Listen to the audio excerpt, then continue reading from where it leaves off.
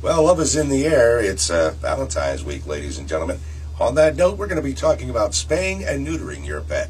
Yeah, it just seemed appropriate to talk about that on Valentine's week, didn't it? Sure. You know, love is in the air, and then there's still time before Valentine's Day to get your pet spayed or neutered so we don't have any unwanted dogs or kittens running around.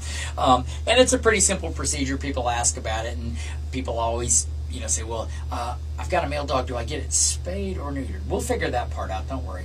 And if you want to say, I need to get my dog fixed, then we know what you're talking about there, too. Okay. But technically, when you say spay, we're usually referring to the female. And that, technically, the technical surgery is called an ovariohysterectomy. Okay, it's the same surgery that women get, and basically it involves removing the ovaries all the way up to, but not including the cervix.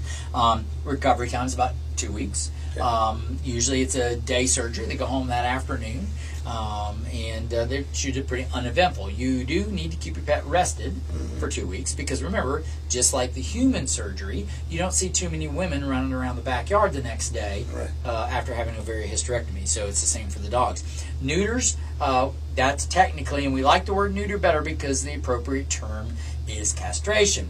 And that is just so unfriendly. So the neuter sounds a little kinder, more gentler. The actual surgery is actually a lot kinder and gentler than the spay.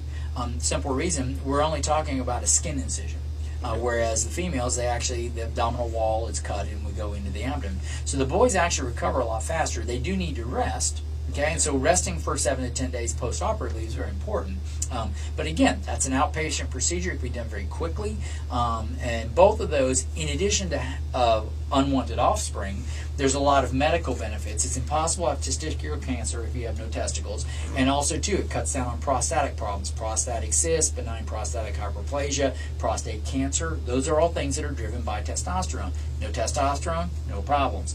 Same thing for the females. In addition to not having puppies, basically the link between mammary cancer in dogs and estrogen is hand in hand, and a lot of times basically if you can spay them before their first heat cycle, okay, then you basically can take the incidence of cancer almost down to zero for mammary cancer as it relates to the estrogen. So a lot of good things besides puppies too. All right, we'll be back right after this.